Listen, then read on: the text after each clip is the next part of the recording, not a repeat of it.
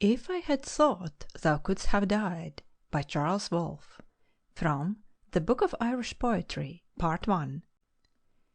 If I had thought thou couldst have died, I might not weep for thee, but I forgot, when by thy side, that thou couldst mortal be. It never through my mind had passed, the time would ever be o'er, and I on thee should look my last, and thou shalt smile no more. And still upon that face I look, and think 'twill smile again, and still the thought I will not brook, that I must look in vain. But when I speak thou dost not say what thou never left'st unsaid. And now I feel as well I may, sweet Mary, thou art dead. If thou wouldst stay even as thou art, all cold and all serene, if I might press thy silent heart, and where thy smiles have been, while even thy chill bleak course I have, thou seemest still mine own, but there I lay thee in thy grave, and I am now alone. I do not think where'er thou art, thou hast forgotten me, and I perhaps may soothe this heart by thinking too of thee, yet there was round thee such a dawn of light never seen before, as fancy never could have drawn, and never can restore. End of If I Had Thought Thou Couldst Have Died, by Charles Wolfe. Love Song. Sweet in her green dale, the flower of beauty slumbers, lulled by the faint breezes sighing through her hair. Sleeps she and hears not the melancholy numbers breathed to my sad lute mid the lonely air. Down from the high cliffs the rivulet is teeming to wind round the willow banks that lure him from above. Oh, that in tears from my rocky prison streaming, I too could glide to the bower of my love. Ah, where the woodbines with sleepy arms have wound her, opes she her eyelids in the dream of my lay, listening like the dove, while the fountains echo round her, to her lost mate's call in the forests far away. Come then, my bird, for the peace thou ever bearest, still heaven's messenger of comfort to me. Come, this fond bosom, O faithfulest and fairest, bleeds with its death wound, its wounds of love for thee.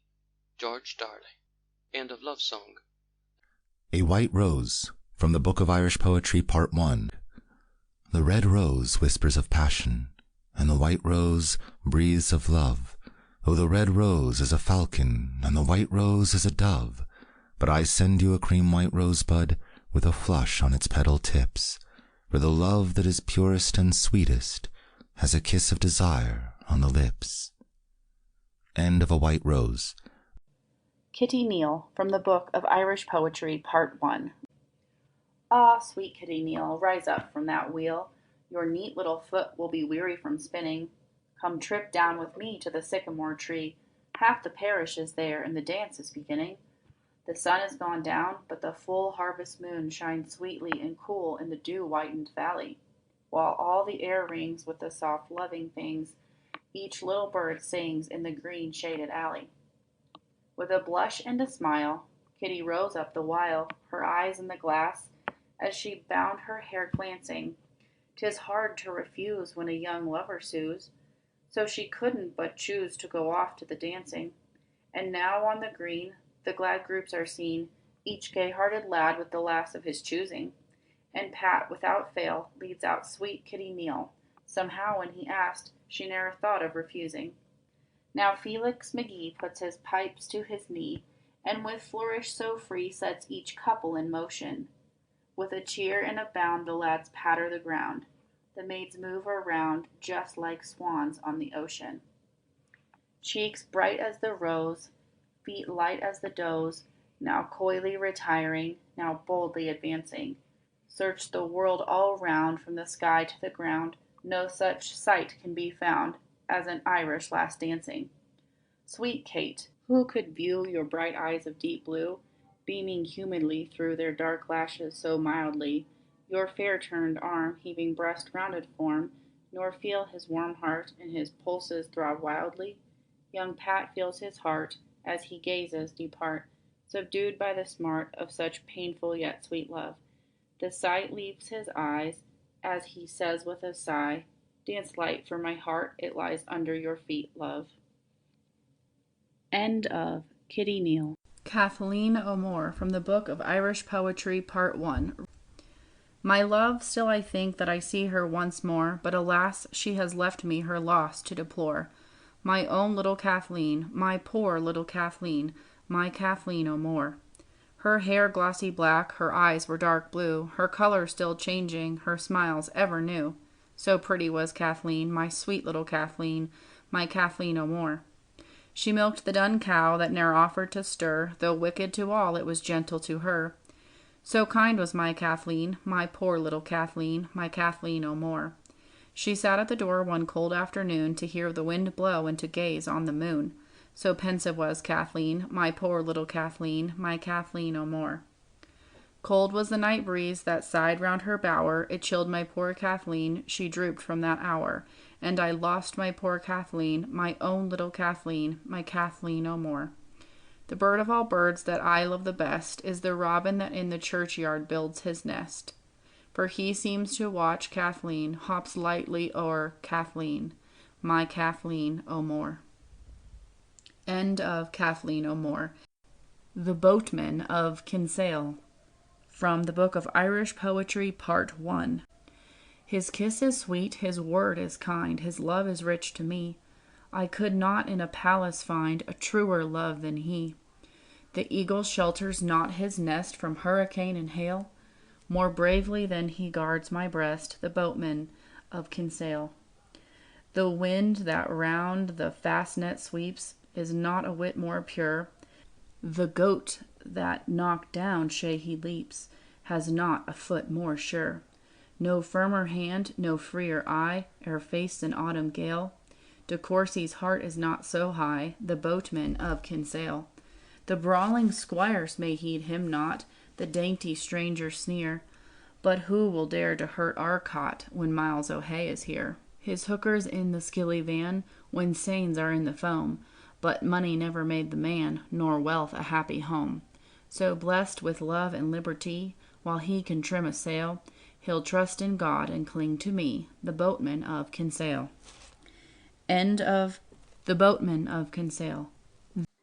Minnie, from the Book of Irish Poetry, Part 1. O crystal bell, play dainty on golden sands, when she comes at morning lonely, followed by her shadow only, to bat those little slender hands. All a weary gathering, cease to make her bluebird sing. O crystal bell. O forest brown, breathe Irish's twilight balm, as she wanders, pulling willow, leafless for her fragrant pillow, which with snowy cheek and calm she shall press with half-closed eyes, while the great stars o'er thee rise. O forest brown. O lady moon, light her as she mounts the stair to her little sacred chamber, like a mother, and remember, while she slumbers full of prayer, sweetly then to fill her heart with dreams of heaven, where thou art, O lady moon. End of Minnie. Song 1 by Aubrey de Vere. Slanting both hands against her forehead, on me she levelled her bright eyes. My whole heart brightened as the sea, when midnight clouds part suddenly. Through all my spirit went the lustre, like starlight poured through purple skies. And then she sang aloud, sweet music, yet louder as aloft it clomb. Soft when her curving lips it left, then rising till the heavens were cleft, as though each strain, on high expanding, were echoes in a silver dome. But ah, she sings she does not love me, she loves to say she ne'er can love. To me her beauty she denies, bending the while on me those eyes, whose beams might charm the mountain leopard, or lure Jove's herald from above. End of Song 1. Song 2 by Aubrey de Vere. She says, poor friend, you waste a treasure which you can ne'er regain, time, health, and glory, for the pleasure of toying with a chain. But then her voice so tender grows, so kind and so caressing. Each murmur from her lips that flows comes to me like a blessing. Sometimes she says, sweet friend, I grieve you. Alas, it gives me pain. What can I, might I relieve you? You ne'er had mourned in vain. And then her little hand she presses upon her heart, and sighs, while tears, whose source not yet she guesses, grow larger in her eyes. End of Song 2. An Ancient Tale by John O'Hagan.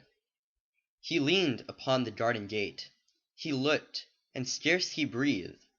Within the little porch she safe, with woodbine overwreathed. Her eyes upon her work were bent, unconscious who was nigh. But oft the needle slowly went, and oft did idle lie. And ever to her lips arose sweet fragments, sweetly sung. But ever, ere the notes could close, she hushed them on her tongue. Long, long the sun had sunken down, and all his golden trail had died away to lines of brown, in duskier hues that fail. The grasshopper was chirping still. No other living sound accompanied the tiny rill that gurgled underground.